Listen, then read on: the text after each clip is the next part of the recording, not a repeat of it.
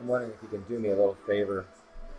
I'm just going to experiment with this. I don't know if it'll work or not, but if you could search for listings by me, when you do this way, you go to, let's see, I think it's advanced search.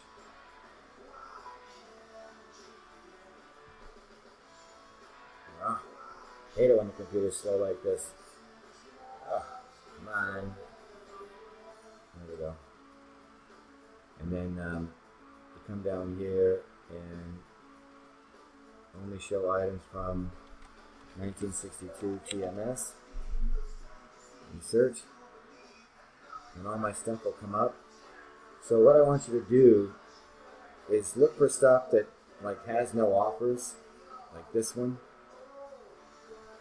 and then make an offer and make it for like, you know, more than half the price. So this one, make it for like $7, and just let me know your eBay ID or whatever, so I'll make sure it never gets accepted.